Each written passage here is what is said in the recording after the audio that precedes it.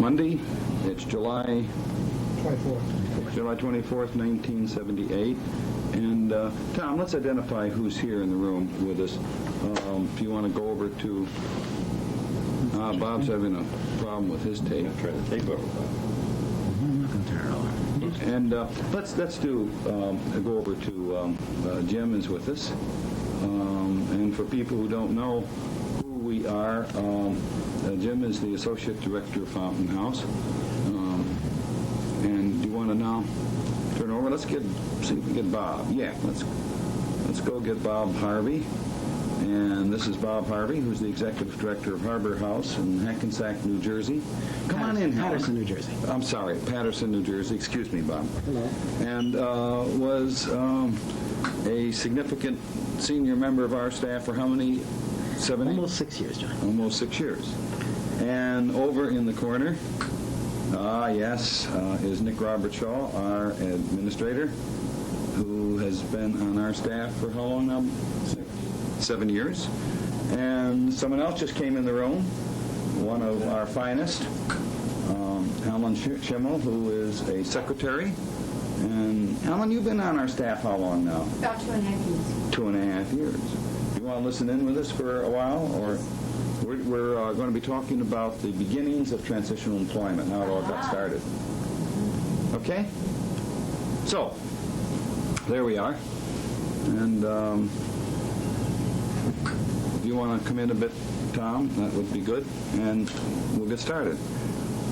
So, Bob, you're the one who has triggered this. Okay. Why don't you explain a little bit why? Okay, can you give me about 30 seconds? I'd like to give you that and more. Okay. I'm waiting for my... Come on, Sarah. Little tape. Yeah, but we'll wait. Here comes Sarah. So, Sarah, come on over here and we'll get a picture of you, too. Here, stand right here. Come on. Get a picture of Sarah. We're introducing the people that are here. Hello. Now, stand still. We're getting you on tape. When we do a tape, we like the audience to know who is in the room is present. And do you want to say who you are? Do I want to say who I am? Yes. Would you like to give your name? My name is Sarah McFadden. And you've been on our staff for? 1 month and 1 week. 1 month and 1 week. And you're going to join us on this discussion. Yes. Why don't you I'm glad this is in color. find a place to sit whenever you would like. All right. Okay. Bob, are you ready? Yep. 0 Okay. minus 10. Okay. Good. Well, for a number of reasons, John, I've been very interested in the very beginnings of transitional employment, as to how the concept kind of first came about, where it happened, what led you to believe something so strange would be successful with psychiatric patients, something about the patients you were involved with when you were in a state hospital somewhere in the Midwest. And almost kind of, in a sense of a story, what happened. Thank you. And how you really came to believe that such a thing were possible, and then how you brought it to Fountain House. Well, I can't start in and just keep going.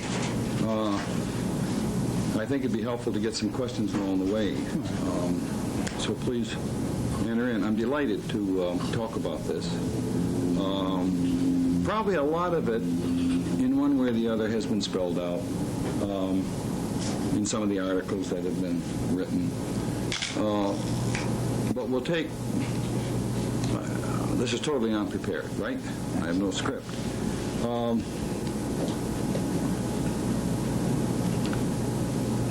I think it's important to go back to the time of chronic mental patients in large custodial mental institutions. To go back to those years when there was no such thing as Thorazine. This would be in the early 50s.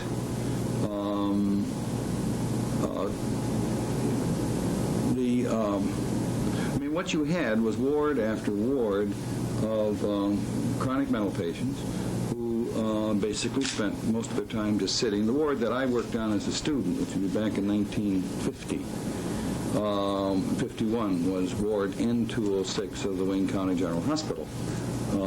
It was called a general hospital, and there was a general hospital there, but it was known in the community as Eloise because, I don't know, there might have been a couple hundred beds for the general hospital, but there was over 2,000 mental patients there.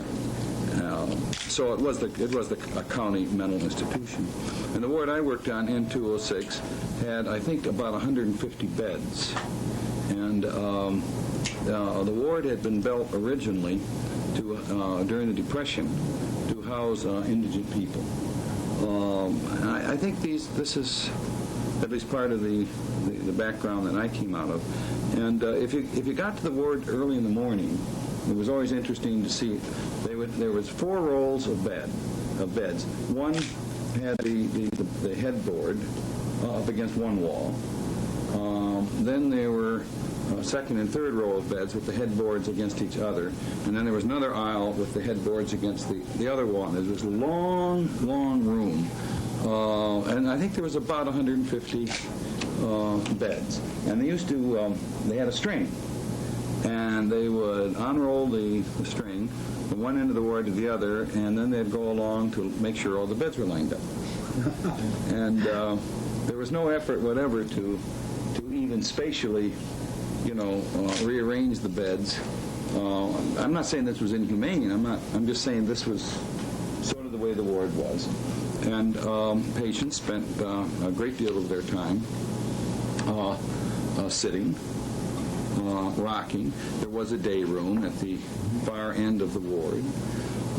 There was some opportunity to go outside. The hospital had a farm, and during the summertime you could go out and pick vegetables from the farm. There was a big truck where a whole bunch of men would get into the truck with some attendants, and they would go out and pick vegetables, beans and things of that sort.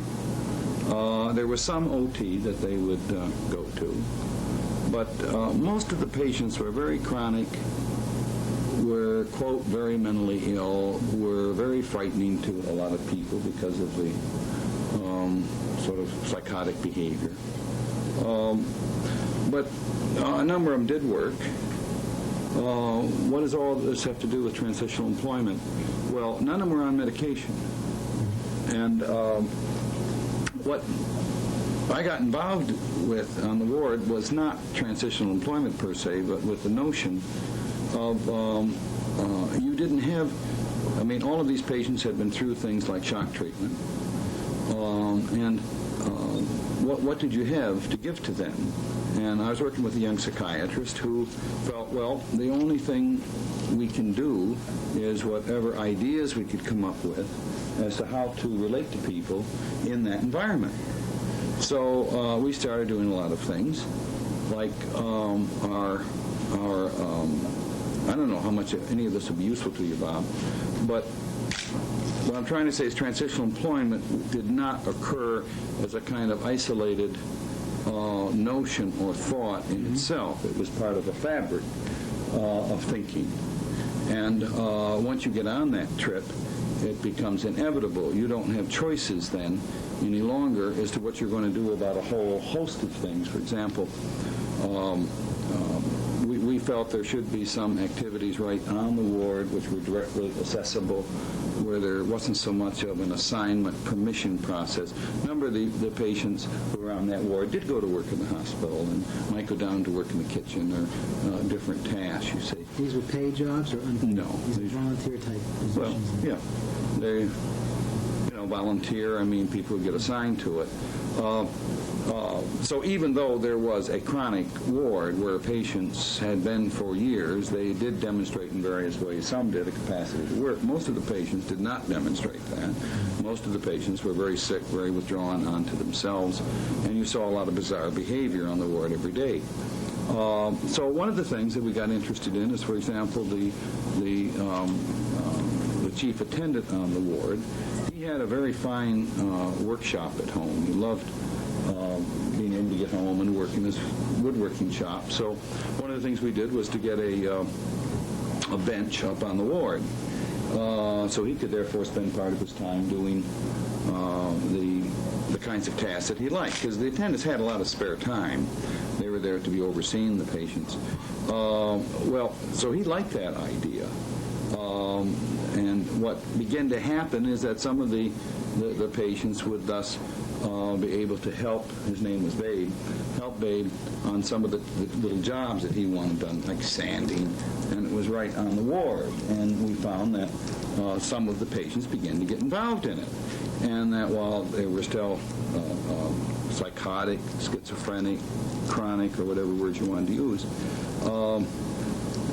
they were able to perform tasks that others who are the we's, let's say, would say, hey, that's pretty good. And you begin to find a different interaction occurring between ward personnel and the patients. And the psychiatrists I worked with felt very strongly that the important thing was to have this happen right on the ward. We then began to, one of the patients that was on the ward was a really fine artist. He had a lot of technical ability. His thinking was very deranged, but he could do wonderful things with his hands. So we got a lot of canvas, and he loved to paint huge, big murals, not little things, great, big, huge things. So we put up on the walls, the canvas with a wooden frame, and he began to spend a lot of his time during the day painting. And I remember his first picture. He improved as he went along. The first one was a huge, big panel. I remember it as something like, 8 by 12. But I could be wrong. And he painted this. It was very real. This big eye right in the center of it. None of us dug that very much. We didn't quite like this big, huge eye right in the center of the canvas. But around the eye were things that the eye was seeing or what the head was thinking, see. And that was very good. He depicted quite accurately quite a range of things that he could see on the ward, such as people sitting, doing nothing. He did, one of the patients would sit all day sort of with their arms suspended above the chair in this motion, That's all right, Tom. Would sit all the time like this, and he painted him, and he got a lot of that kind of behavior, got a lot of this behavior, hands up to the head. Those two efforts alone, for example, the notion some of the attendant personnel felt, well, you're just crazy to do this because the patients will destroy it and rip it, and it was found, of course, they didn't. They didn't go over and rip the canvas. They found that the woodworking shop, where there was a lot of anxiety at first, that all you could have was just sandpaper and a piece of wood, that you could start having some tools and things. Well, there was one was beginning to recognize, at least the beginning process was, although you got chronic patients, they do have abilities to perform, that they can perform well, and people need to see what those are. We used to say, gee, maybe someday we'll have a pill that will solve all this. And of course that day did come, and it has not solved it. Just having pills is not the solution either. We got a refrigerator on the ward. There was a lot of powdered milk at that time, and the hospital had a huge amount of it, and so we brought that onto the ward. And of course, one of the things that people would get upset about is, well, if you do that, they're going to be spilling it all over the floor, or why should anybody drink that much milk? And so I'd raise questions and say, well, is it wrong if you drank 2 quarts a day? And our psychiatrist felt, if you're in the hospital and you've been there for years and you drink 2 quarts of milk a day, that's not the most serious thing on the list. I mean, and so he wanted to bring about some sense of freedom, that you could go to the refrigerator and open up and get milk. And there was even some thought that maybe calcium could be helpful in mental illness. I mean, there was some research being done at the time that that's not the worst thing in the world to have. So we brought that onto the ward. We brought a popcorn machine on. And so this began to change the perception the patients had as to what we were doing. we got there was objections on the popcorn machine. I don't know if it's true or not, but some of the medical people said that it would cause everybody to be constipated. And I don't know if popcorn is constipating, but we'd bring it out. And that was not that it'd be running all the time, but you'd bring it out, for various events. And then we got I don't know, I think it was a veterans group raised some money so we could have a lounge off the ward. And we really had a nice lounge with some nice furniture and the usual thing that you see now in many wards. But these were chronic wards where none of this was present. Well, the television, we arranged a little theater to have it look more like a theater with seats, and we built a little fence around it. So it was sort of cuter. And we used bright colors on it. A lot of this was going on in those years of trying to get more of a total push, because what else did you have?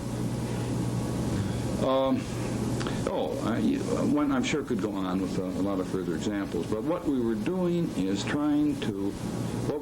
saying that this chronic patient is capable of doing more things than what he's doing on the ward, and then if you get the patient doing those things, he would begin to be perceived differently, and when you're perceived differently, you will be treated differently. You might get a little more words like thank you, or hey, that's good, or would you like to, and that's all we had at our disposal. Well, we did other things, like if many patients would be in restraint when you'd arrive in the morning because of something that had happened during the night. And so you would, the question is, they'd be in restraint, which basically on that ward was a belt with wrist bracelets attached to the belt, so you couldn't move your arms. And if you were the kicking type, you'd have it around your ankles too. It was not unusual for 6, 8, or 10 to be in restraint, not every morning. Well, when you started working with people, that created a problem, because if you arrived with your patient in restraint, did that mean you should not pursue your activity, like playing catch, if that's what you were going to be doing that day, or if you were going to be going to the park? Now, I report this, of course, with a slight kind of smile on my face. I don't mean to be contemptuous of anybody, but these were issues that did have to be raised, and everybody was a part of a system that just dominated everybody's behavior, and new attendants that would come on would be taught what the system is, and that's what they were taught. So we began to say, well, it's okay, they're in restraint. We didn't attack that, but we would take the patients out to the park, for example, in restraint. And if a police officer came and asked what the hell you were doing, that was about the extent of my revolutionary radicalism at the time, I'd explain who he was, and he couldn't hurt anybody. Everybody was safe and secure. Of course, you know what the effect of this was. The fact that, nobody wants that to be made quite as public as we made it. And so we found a great reduction occurring in the number of times somebody was put in restraint. Because we would still go ahead with whatever our plan was, including going to a baseball game. We took the notion, a couple of our patients were incontinent and would inevitably wet their pants. Fortunately, none would have bowel movements. But we said that will not stop what we're going to do either. And, so you go to a ball game at that time called Bridge Stadium. Looking back, it is sort of funny, because there was some instances where that would occur, and it doesn't happen all the time, where someone, one of the young men that I was working with, had been in the hospital maybe 9 or 10 years, would wet his pants at the ball game. And of course, it was not unusual to have a police officer come over to wonder what was happening, but that didn't happen often. So there was a whole range of things that we were doing. I just get you and your taking pictures. All right. You should have a zoom lens, Bob, then you could zoom in. I'm just trying to relate. I'll relate to you probably going like that. At any rate, what I'm just trying to do as background is to give a sense as to a general effort that was occurring. Now, what I was doing then is working. I had a room, it used to be a clothing room, and I started working with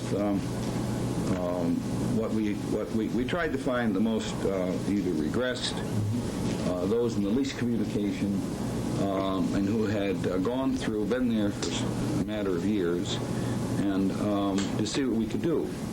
And so I had this room, which is not a very large room, but it was my room, and I had a key to it, and I could open it. And, it might have been 10 by 12. And that was the room in which I had to work. And so what we were doing a lot, to even get, I used to bring, for example, a great big, very lightweight ball. And just to be able to get patients even catching it and even throwing it back was a huge step forward. I mean, the records would show the great elation when you could get someone who would play catch with you. I mean, that was just a gigantic step forward. If you could get,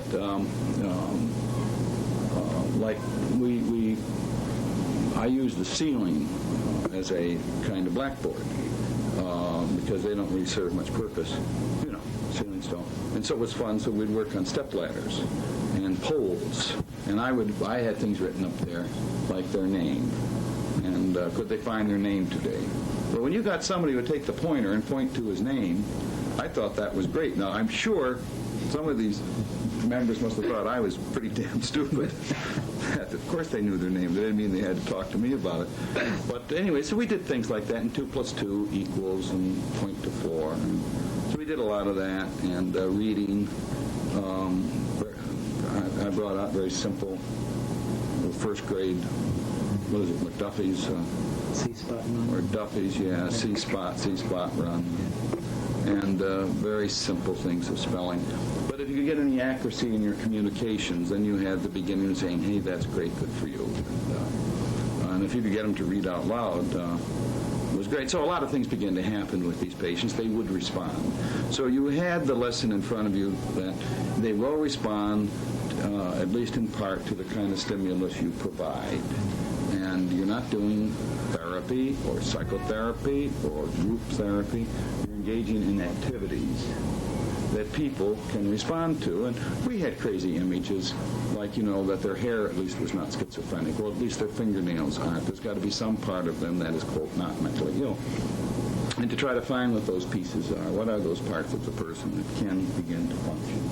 And try to bypass what the obviously gross illness is. Well, you can see with this kind of emphasis upon the individual, and my schedule, I did not work a schedule for, Monday through Friday, 8 to 4, because that just didn't make sense. So I would work over the 7-day week, and love to come to the hospital, for example, at midnight. And I thought that was always, because the system, that just didn't happen that way. And we'd do things like putting chocolate bars under people's pillows to see if we'd get some reaction in the morning. If our patients were under the bed, that was all right. They didn't have to be up and accounted for. Get under the bed with them and talk with them under the bed. Now, I found that sort of fun to do, coming in at night with chocolate bars and stuff under the pillows, and because you got a response from it, So you saw that this was not a totally sick behavior. That's all the person could do. Well, so we would go out a lot into public restaurants, for example, and not just crummy joints. We would go to Stouffer's in Detroit, Michigan, which is a nice restaurant. That's as good a restaurant as I need to go to. Really, I always enjoyed their food there. But I always felt it was important to do this right, or as well as one could, to get to the hostess and get to a waitress that you want them to have a nice outing for the day, and they're going to have dinner. And it was just amazing how much help and cooperation you would get. And believe it or not, looking back, it's ridiculous. 1950, 51, I always had 1 or 2 black patients that I was working with. And you didn't go out as often into public places. And this was Detroit, Michigan, 1950. God, it's hard to think that's true when you go back, or now you go anywhere. But I would explain very much who my group was, and I never had any problem. And when I would get there, I would have a waitress who was really trying to be helpful. Now, what she was being helpful with was George, for example, who had reached the point. He had been in the hospital for, I don't know, about 8 or 9 years, very paranoid. But he had been the one that I've been working with the longest, so he was sort of my helper. And he had, in the hospital, for example, I had gotten him to feed Jerry, because Jerry wouldn't eat himself. But if you spoon-fed him, Jerry would eat. Now, that's what we did with Jerry. We spoon-fed him. Well, when you'd go out, who would take turns to feed Jerry? Well, now you sit at Stouffer's. You're 23 years of age. You know, and you're sitting there. So you got to understand, to go to Stouffer's, it meant I had to get them dressed up and look nice and button their shirts and make sure everything was in order to go. And we would either take the bus or we'd go in my car. And we would, well, like when we went to Stouffer's, there sits Jerry, looking quite nice with his tie, but being spoon-fed. And here he is, a growing young man. 5 years younger, he still could have gone to war, you know, I mean. Sure. So things would happen at the table like that. And I remember one member who the waitress went by, and she sort of bent down a bit in connection with the table next to her, and she had this tray of apple kuchen. Is that it, apple kuchen? German. How do you pronounce it? Well, it's that sort of wonderful apple cake. God, it looks so good. And suddenly, my member looks and just reaches out and grabs one. And the waitress would have been very startled. You know, and she was startled, but she did know who we were, and that was okay. She went back and got more. But we didn't create any disturbance, and there were glances at us. And going into a cafeteria, for example, that was very important. That what law are they breaking? We're not insulting people, saying mean, nasty things. I know we're different. But to see members would get in line with the tray. And I would try to get us to go in such a way that I could have something to do with the guy ahead of me and the guy behind me. But, I mean, when you have 4 or 5 of your members, you can't be around all of them. I mean, some are really on their own. And I remember Herb.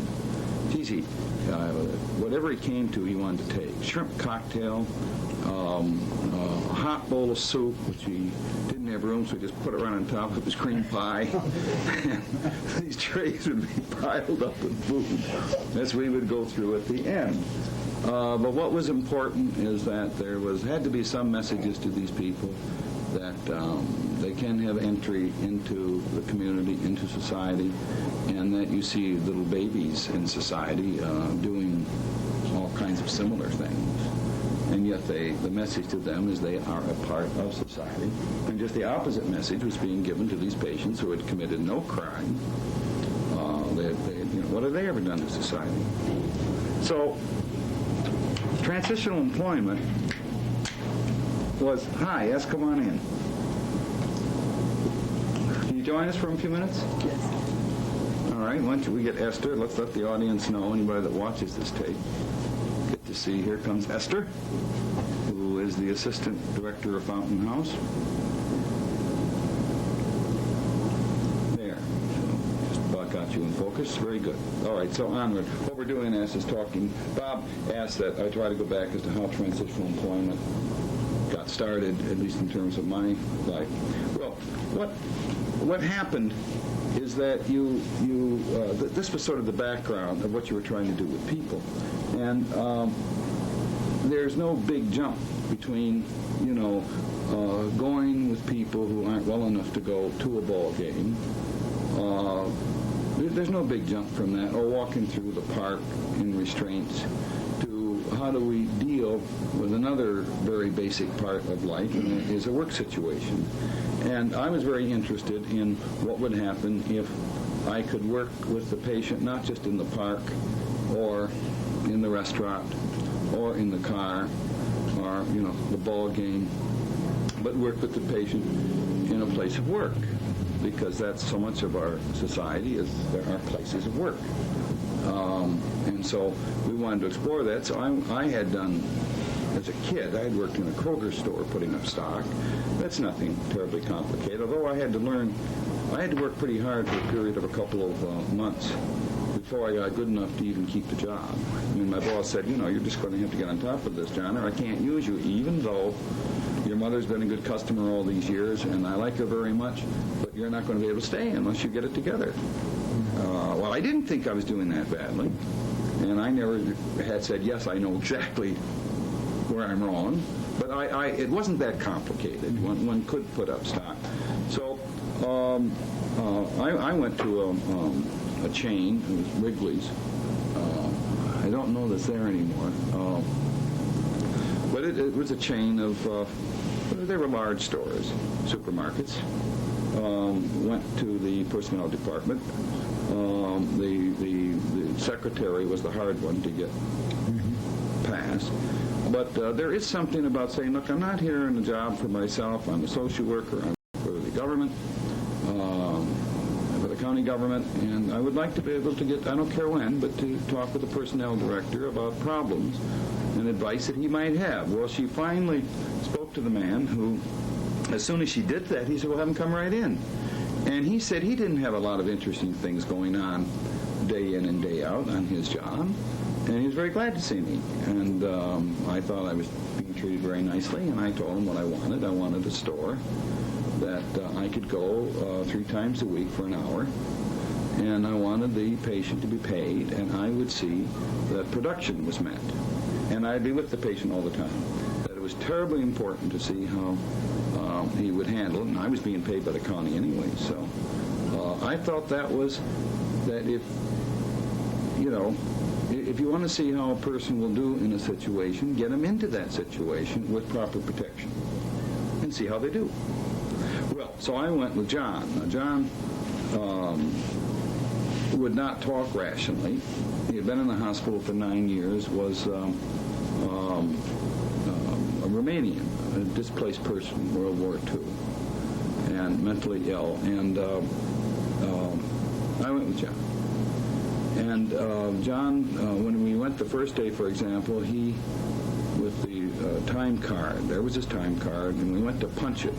All the electrical equipment and refrigeration was right behind where the time clock was, and that just utterly threw him. He went into a horrible, arms up, because he had I don't know how many shock treatments, but it was nothing to patients that would have 60, 70, 80 shock treatments.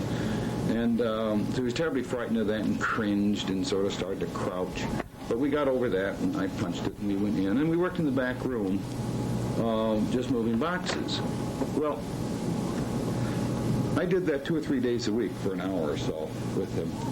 And over a period of just a few months, we began to notice very important changes occurring with John. At the end of working for an hour or two, whatever the length of time was, there was a hamburger place across the street. And I always liked to be able to sit down and then get a cup of coffee. I wasn't I worked hard, lugging stuff around. And it was interesting the way that went, because at first he wanted to stuff himself, and that was fine. So what money he got, just spent. But then he became extremely tight. He wouldn't spend a cent of his money. They expected me to do it.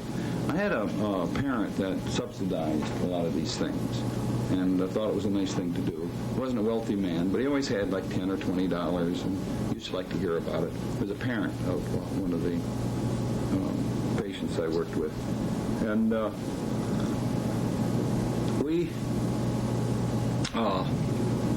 so at the eating, that shift occurred, and he wanted to save his money. Well, I think that's pretty healthy for him not wanting to save. He had a terrible disappointment with his shirt, because the day it finally arrived where he wanted to have a nice shirt, so he went to the clothing room, and with the disinfectant that's used in clothing rooms and so on, they finally got his box out, and I'll never forget the attendant, all in white, up on the ladder.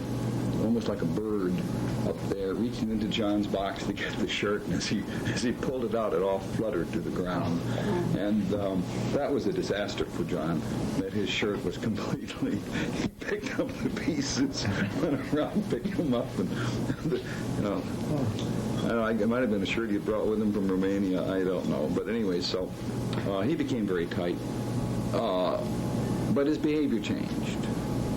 And I felt working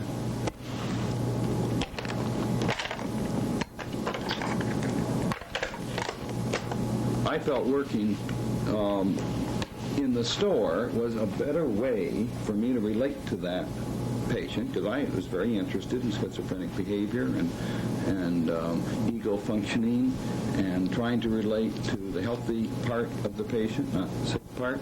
I had no interest in why he was sick, because that wasn't my job. That's other people's jobs. I wasn't interested in trying to review his history or any of his psychopathology. I had no interest in it at all. I was terribly interested in how normal we might get him to function.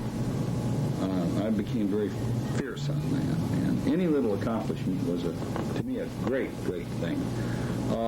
So he made improvement. He didn't get cured, but he made a lot of improvement. And so the whole idea of transitional employment developed as just one of the dimensions of a broader effort in working with people. And of course what happened is I got more job slots opened up. I didn't have to be there all the time with the patient. It was inappropriate. And so we began to get, 2 people on and 3 people on, and the idea of their getting money, and that's how that program got started. And then as patients left the hospital, employment became very important. So Saunders Candy Company gave me 2 or 3 jobs. We had various places, not a lot. I think the most I got up to was 7 or 8 places before I came to Fountain House. So it was just really a natural development of a whole effort. But see, we didn't have a clubhouse like you have at Harbor House or at Fountain House. We had to use people's homes for meeting places.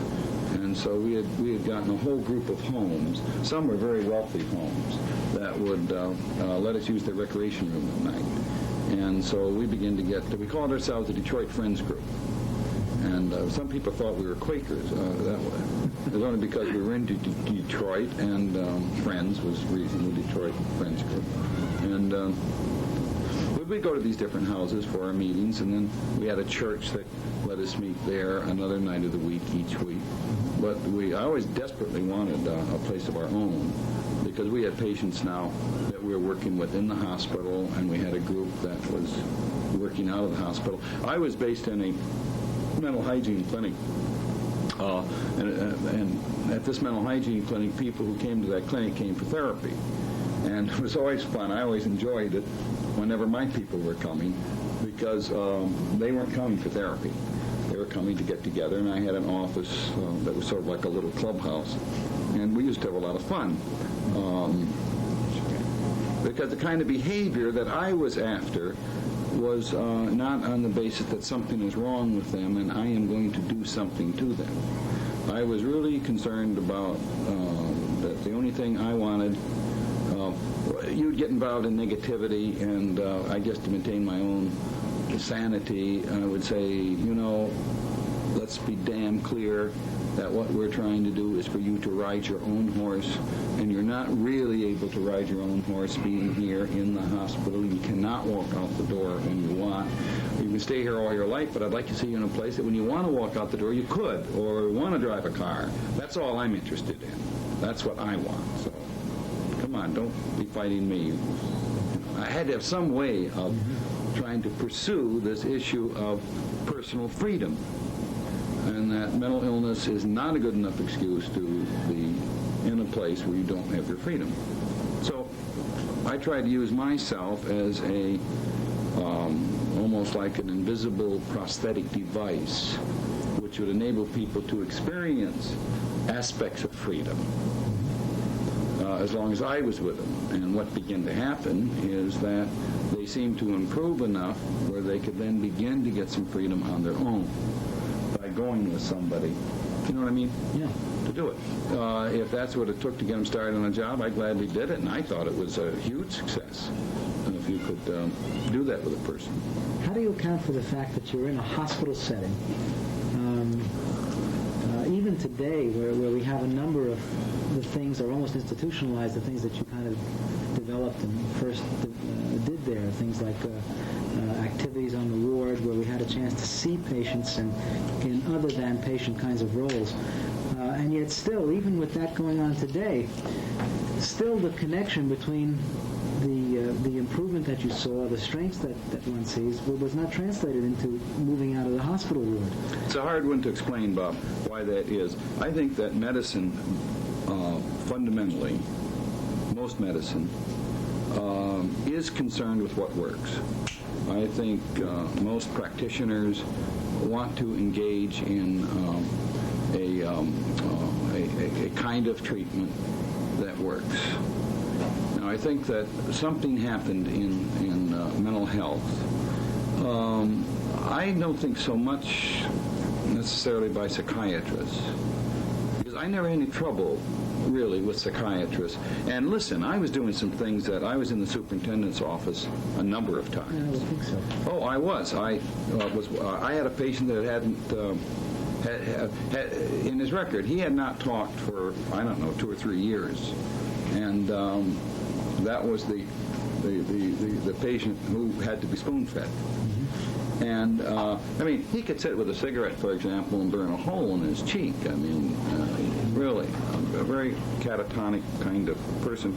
I'm out walking with him one day on the main walk from the N206 to the Wayne County General, to the big building. We're a long ways away on this particular ward. It's no distance. We're walking along, but a lot of people walked along. And Jerry suddenly said to me, his first words, "I got to take a piss." Well, I was ecstatic because he hadn't spoken to me. That's great. And I've been working with him for, I don't know, 9 months or so. I said, just take it out and do it, which he did. And he stood there on the sidewalk and peed on the grass. Well, I was turned in. This was reported, and I was in the superintendent's office. And as to what was I doing? But this was a great superintendent. He said, "Now tell me about that one." I told him. He said, "Well, that is exciting. That's great." He said, "It's just a problem we'll have to work with. If you can ever find some other way." But he said, "But don't get me wrong. I feel real good about what happened." I said, "These are his first words." I said, "I think we're on our way with him." I got him a job at J.L. Hudson Company. Developed a placement there. And he worked there for years, and he wrote me a letter and said it would be... He wrote me a letter after I'd been down here for 4 or 5 years. He'd gotten married. He said, "I want to write you a letter." I have it at home somewhere. And he wrote me a letter, and he said, "This will be the last letter I ever write, but I felt the need to just express my appreciation for the things that happened at Wayne County General and what my life is now." It's a very nice letter. And I've never heard from him since. But, he did real well. Once he started coming, now, one can say, "Oh, well, they will be spontaneous recoveries anyway." And I don't argue with them, that's someone's view. I basically believe that, going back to the issue, that people really, I think medicine wants to do something that works. And I think that what happened in the mental hospital was 2 things. There was the view that the illness would just get progressively worse. That no matter what you did, it would get progressively worse. So if something's going to get progressively worse, then therefore why do anything? So nothing. You're powerless. That you can learn about psychopathology quite a bit from these patients, but there's nothing to do for them because it'll get progressively worse. I didn't feel that way. I always felt that if it's going to get progressively worse, then I am powerless on that, but I do believe you can speed it up of getting progressively worse. And that if it's going to be progressively worse, then let's make it as slow as possible. And for God's sakes, you obviously aren't going to be slowing down the progress of the illness by doing it the way it was being done. I mean, people are going to die. I believe you should try to help someone die. And by helping them die is not just, making it as painful and as worse, but trying to get as much good out of the process of dying as you can get. I mean, that makes sense, logically, right? If you're going to help somebody do something, well, then try to really do it. And so I just thought there were all kinds of things. Plus, I just think if you want to take a look at, if you want to try to evaluate what a mental patient can do, don't evaluate them at their worst.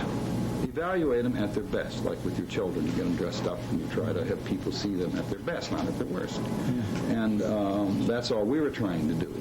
And I don't think any of these patients got cured, but I think that I felt that all the patients we worked with, there was clinical improvement.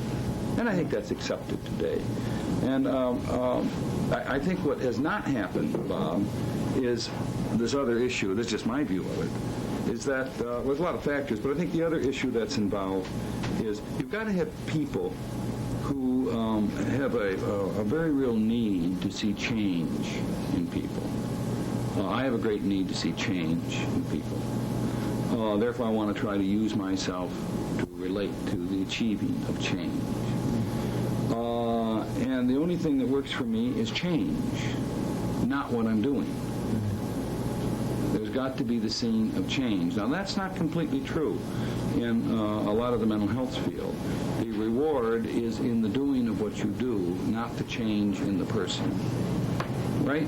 I mean, yes. And that's sort of where so you need people who, A, need to see change, and B, what you're doing is not so much doing something to someone's head in a pathological sense, and I think, for example, rehabilitation with the physically disabled is exactly what they got into, that the physically disabled did not have to be so physically disabled.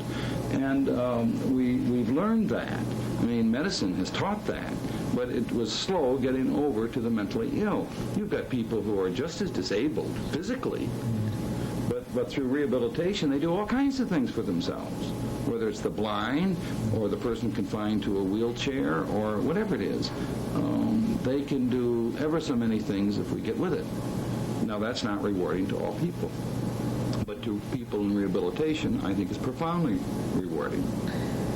Okay, so you managed to take people out of the hospital environment, see them function in society, structured, supported, but nonetheless in society. Yeah.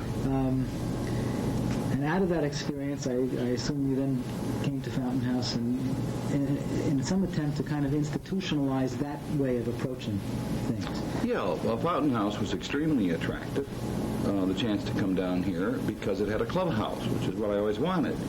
I mean, kids want a clubhouse. You don't have much of a club without a clubhouse. That's right. Do you? I mean, no, I'm not. You really don't. And there was that brownstone, those two very narrow brownstones that were connected together, which was just beautiful for a club. In fact, it's an ideally sized club, even today. Our club here, our clubhouse is really too large. As a model, there's no need to have anything this size. It serves a lot of our purposes all right, but there it was with a kitchen and wonderful tiled floor on the ground floor, two fireplaces on each side where you could eat, or you could dance, or you could talk, and it had a patio which you could go out to, and had a fountain, and the name Fountain House was great. It wasn't, there was no psychiatric terminology, and they already had the idea of a member concept, and not as a patient, and it was not a clinic, and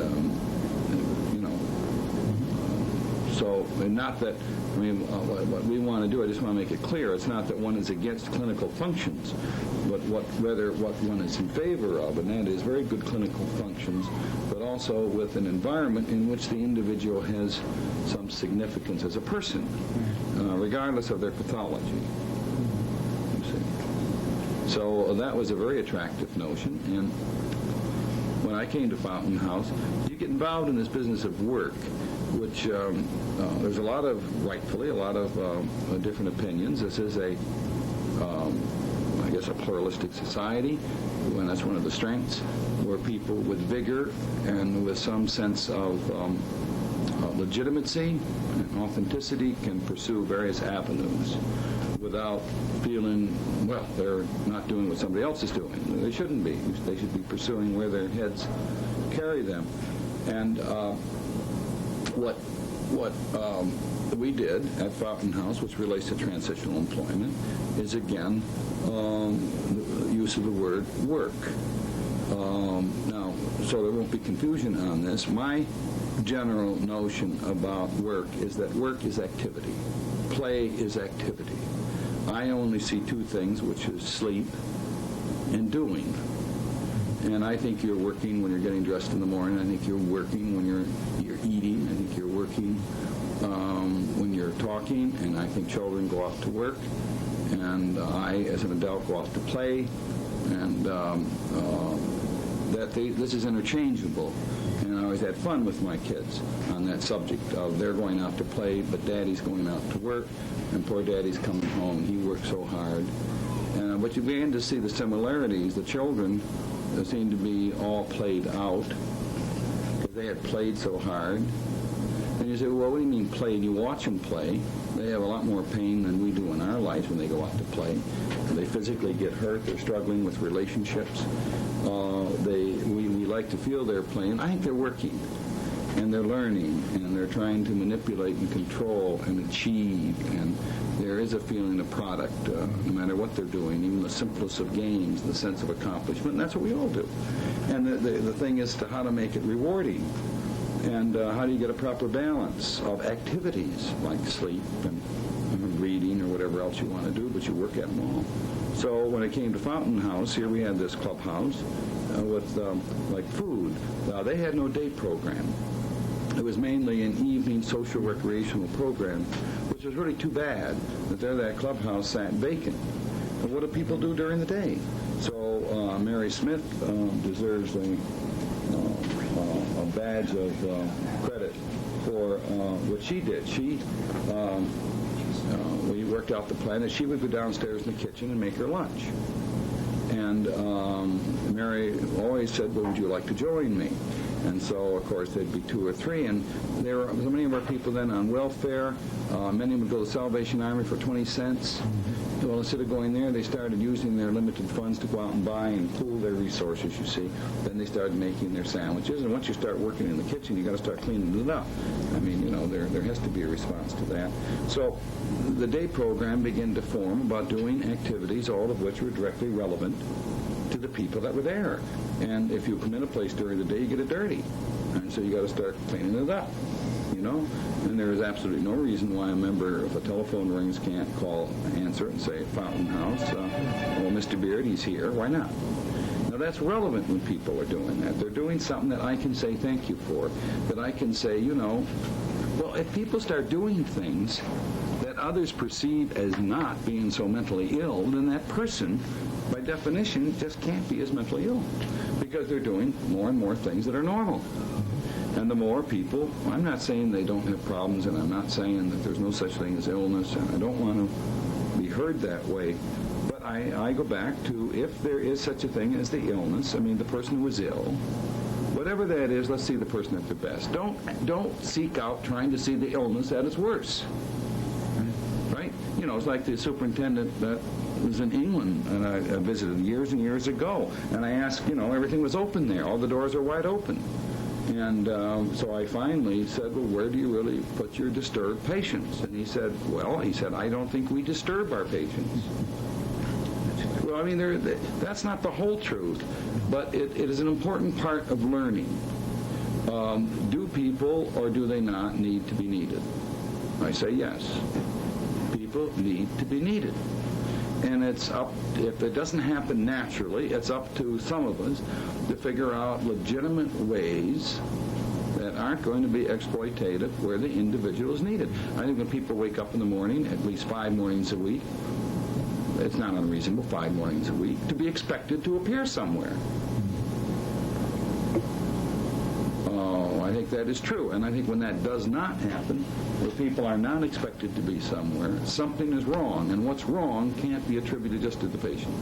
It's got to be contributed to the system in which they're in, and that's our system in which we have responsibility. We as people in society, people have to be needed, be expected. They have to be missed. They have to have people to give news to, good and bad. They have to have people to tell their secrets to. It's a terrible thing to have a secret and no one to tell it to, right? Absolutely. And so we can restore that. And being mentally ill doesn't mean that one can't be involved in that. John, I understand that you mentioned before that transitional employment cannot be thought of as like an entity, but it's a part of a fabric of things, a way of seeing people that you said leads ultimately, inevitably, to these kinds of conclusions.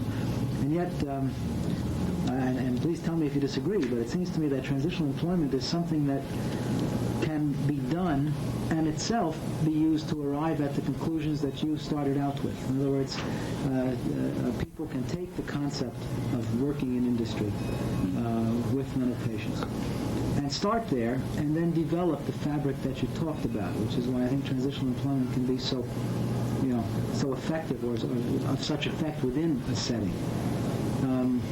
And so I want to get back to the transitional employment itself. Yeah. When you first went to the store, the employer, you told him you would be working with the member, with the patient. Right. You told him you would be responsible for the job. And these are things that I think have kind of become a part of what transitional employment is. These are, I mentioned, two of the, I think, are basics to it. Yeah. Are there any others that you see are kind of like basic principles? Well, I'd like to respond first that I don't think it has any value if it operates as an entity all by itself as a single delivery system. I don't believe it would work. If you tried it, I think out of necessity you would be forced to create the supportive environment of it. I think it's like this going to school and the family. I think it's only much later in life that, one has sufficiently incorporated selfhood that they can go off to school regardless of what anybody else thinks, go to college regardless. But even then, I suspect that, friends, there is a fabric there somewhere that is giving meaning to it and deriving meaning from it. So I don't see it as an isolated thing. I think it's a dimension of the fabric that we're talking about. I think day program is terribly important as a start because I don't think the person's at the point of transitional employment without a supportive system. And that supportive system would have to be a kind of day program. What I think transitional employment does is, and what I'm sure I'll forget 4 or 5 of the points, but what I think basically one would say about it is that it completely bypasses, surgically removes, if you will, it makes irrelevant the history of mental illness. It's as if it didn't exist.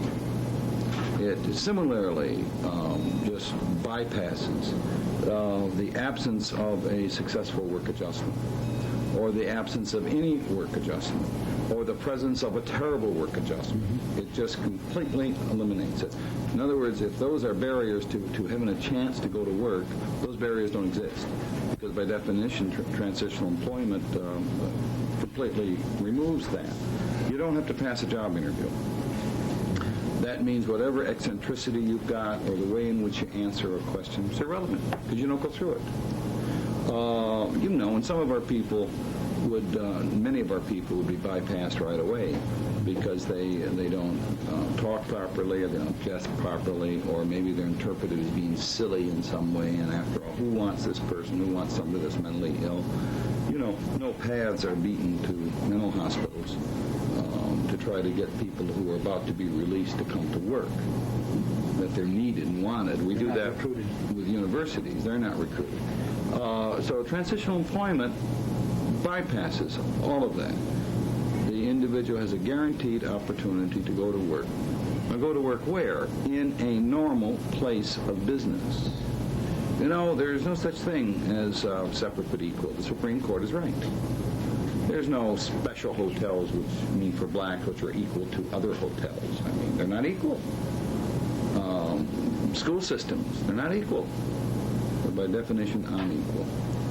And what I'm trying to jump to, and I'm sure people wouldn't, maybe many people I'm sure wouldn't, who agree about the separate but equal, who share the same view I have, feel that I'm misusing that concept. I think that there is no substitute for a real job in a real place of business where you use the same toilets as anybody else, and if there's a cafeteria, you use the same cafeteria.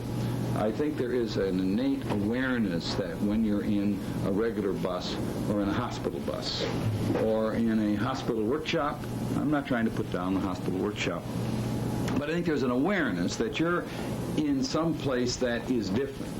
And on the totem pole, its difference is not up there like a Harvard. I mean, but is more down here, meaning something that still isn't quite as good as working out at Sears, you see. And then you get into the notion of group placements, where our head says, well, if an individual isn't able to work on a job by themselves, even by getting introduced to it by a staff worker, why not go with a group of patients on an assembly line? Now, we've done that, as you know, over and over and over again, and the requirements of entry-level employment aren't that high. So the characteristics of transitional employment, getting real money that comes from the employer, knowing you're getting at least the minimum wage, a lot of these jobs, even though we have a 9% unemployment rate, there's an awful lot of vacancies that are not filled, which are very troublesome to firms. That's why when you read the comments of our employers, whether they're down at American Express or they're wherever, and you read what they have to say, they're very accurate as to the problems entry-level employment can cause when there's vacancies. Sure. It can screw things up. So, So one point is I don't see transitional employment as a system operating separately on its own. I think it has to be a dimension of a rehabilitative environment. I don't see how you can have a rehabilitative environment without a guaranteed opportunity to work. I don't think it should be, well, we'll see if you can get a job at the end of it. I would see it as that the rehabilitative environment has to provide a guaranteed opportunity, at least on a half-time basis, on either an individual placement or on a group placement, where you do your evaluation both from the agency standpoint as well as from the client standpoint of can they do it. Now, if you can work on entry-level employment for 3 months, you can work for 3 months on a job and get used to having money, and you find you get along with a supervisor, you can meet job requirements, because they're not transitional employment, and you will not stay on the placement with the minimal requirement. We have a staff worker work all these jobs first. Maybe we can get back to that before our 20 minutes is up, as to why that is so important. I think is an essential experience someone has got to have. It can't always be, well, we'll see at the end of the process whether you get a job. See, there's this notion about the opportunity to fail. I don't think we're honest about that. Many of these people have been deprived of the opportunity to even go to work. And they've got a lot of things going against them. As you know, Bob, they're very often not only have had illness, which has in so many different ways weakened or lowered their effectiveness in our society, in terms of how they behave. But very often they're poor. Very often they're on welfare. So if you talked about, and many of them are minority groups, but by no means exclusively, they got a lot of double, triple disability, either of a illness type or type. So they got a lot against them. Now talk about the chance to fail. Now maybe you never failed on a job, but I believe that kids growing up, in a sense, go through transitional employment. they don't do well on jobs very often that they first start. And they quit for one reason or the other, or they lose the job, and then they go ahead and find another job. Well, transitional employment is very ancient. It's been going on in normal society for a long time. So it mimics much of the normal. Sure it does. The only thing is that our people are older, are more grown up, so it looks like it's innovative, or it looks like it's a social invention.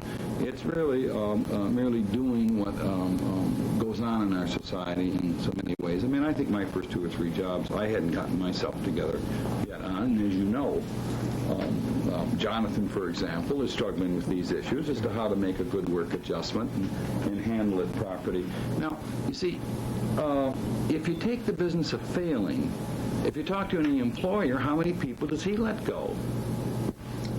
I mean, letting people go is not confined to the mentally ill. Our experience is that the rate isn't higher at all. When they're working with high school kids, they won't show up or they have to be let go because they're irresponsible. All right? So we're plugging into a normal process. And we don't have time, but we have done tape after tape after tape, whether it's audio or video, with employers.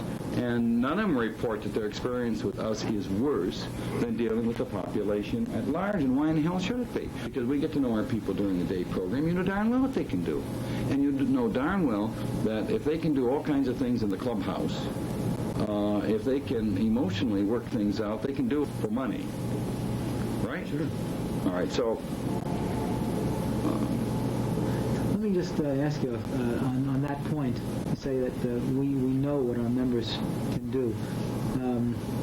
There are those in the field today who would require one to have a lengthy kind of an evaluative period where certain scores have to be achieved or certain things have to be done prior to someone's being given the opportunity.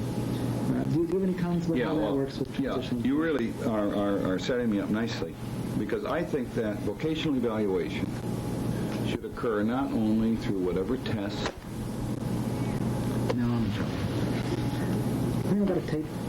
Well, you can get it off I'll get this. it off this one. Yeah, should occur not only through whatever tests professionals want to administer, and I think that creative effort should go on, or work samples, or actual experiencing in a workshop.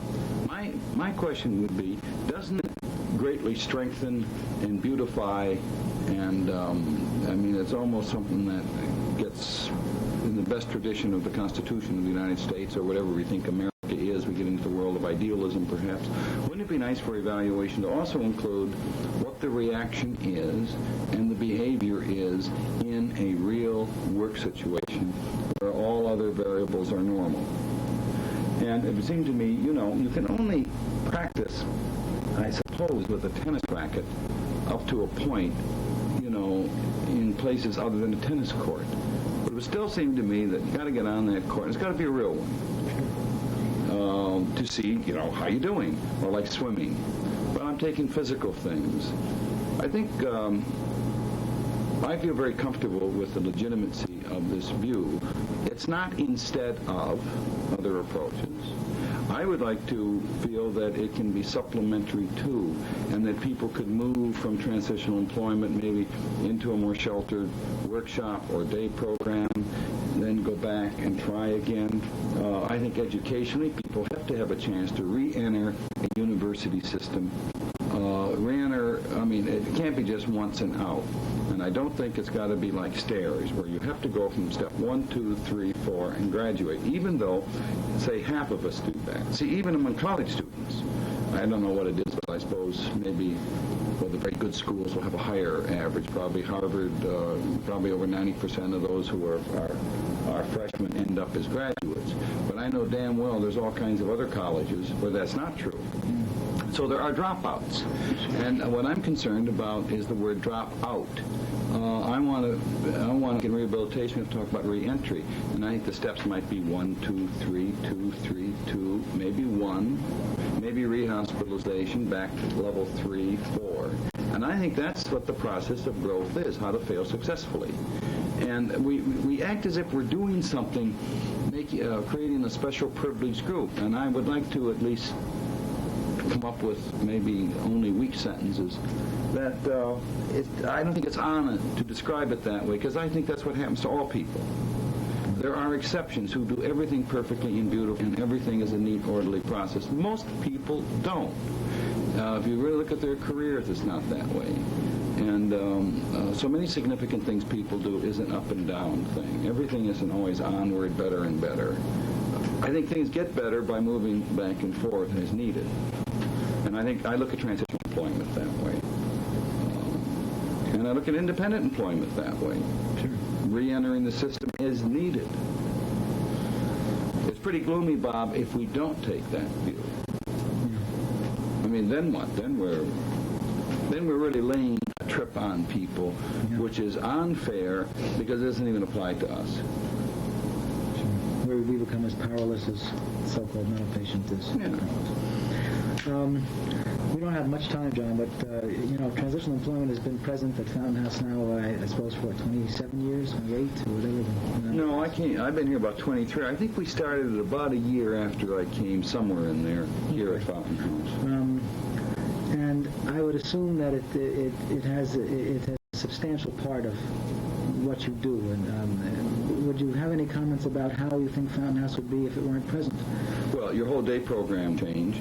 If there's not a direct link to other opportunities, then you've put together a closed system that I think is deplorable. If you have a medical school where there's really no chances, or you have an engineering school, I mean, what happens when there's no jobs for teachers? There's less people going into teaching. You've got to feel when you enter a system that there is a reasonable linkage to opportunity upon completion of it. At some point down the road, that you have a reasonable opportunity to do what you were taught to do. Don't you think so? Don't you find any resistance to this concept in terms of professionals who come to work? Are they skeptical about a mental patient's ability to succeed? And is there a process that people go through on staff? My view changes on this, Bob. My current position has really no enemies, none. It's like a library.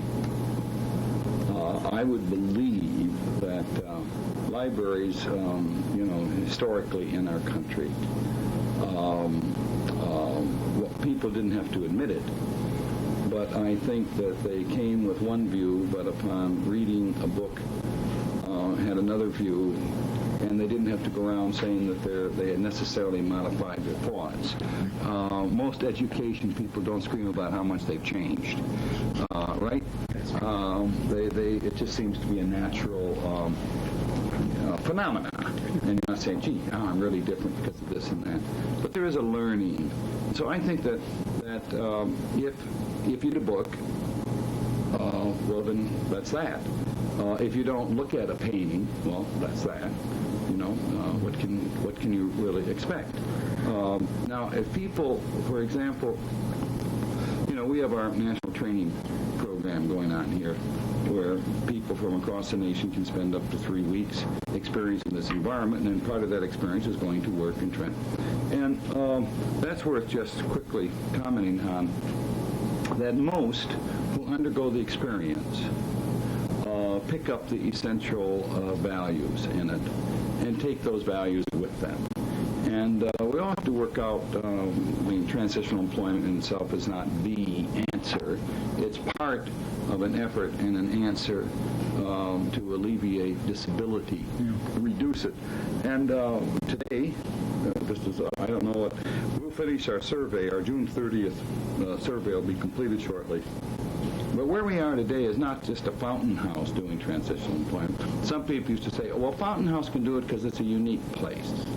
And therefore, transitional employment is sort of a unique phenomenon, which, thank God, will be confined to Fountain House and will not particularly disrupt other systems. That was not said by most people. Most people don't have that view because most people share a basic value system. And I don't care whether they're psychologists, social workers, mental health workers, whatever. And so today it's not just one fountain house, like with our 40 employers, with our 150 people going to work each day, with our $500,000 a year in wages. That isn't where we are now. Instead of one fountain house, you've got over 40 facilities nationally. Well, now that's a pretty substantial growth. You don't have just, let's say, our 150 clients or patients or people or members or whatever you want to refer to them. Not just our 150. You have somewhere around 700 nationally. You don't have just our 40 employers. You've got nationally 270 probably. And you don't have just our $500,000 a year. You've got over $2 million a year. You know all this, which is why you're asking it to get recorded. So there is that growth. But what is the growth that's occurring? Growth, when you look at it, is simply something everybody believes in. Opportunity. Opportunity. So most people would like to see, if you have someone who's giving very good therapy or group therapy or very good clinical service to a patient, would far prefer to have that patient spend the larger part of their life, that part outside of, let's say, therapy, in a social system where there's opportunity. And it doesn't conflict in any way. It just provides more opportunity to people. So, and if, with the group we're working with, Bob, I do think this is true. I do not believe that we have available to us any therapy, individual or group, in the traditional sense of the word, which by itself is going to do the job in overcoming chronicity with the mentally ill. We won't overcome it. We can reduce it greatly. We can make it less disabling. That I think we can do. And I don't think, for example, talking to a patient 3 times a week is going to do it. No matter how well delivered and how good particular therapy is, I don't think it's going to do it. I think the answer, let's get the best clinical services, which can be individual or group therapy, tied in with an environment, a 5-day-week environment, so people aren't just wandering the streets sitting at home. I think that places a tremendous burden on therapy, and I think most therapists, most psychiatrists would agree with that. And so I think what we're doing is trying to give a coming together of this. It places a terrible burden on therapy to do the job all by itself. It's very difficult. So, you would feel then that transitional employment has some impact as part of us, of some kind of sense of belonging with the day clubhouse, whatever it is. Must. I believe it. Would you have any predictions at all in terms of, today we talk a lot about the deinstitutionalized patient. Yeah. The New York Times recently, there's a big article about the loneliness and the terrible. desperateness of people. And you would feel that this has some direct impact.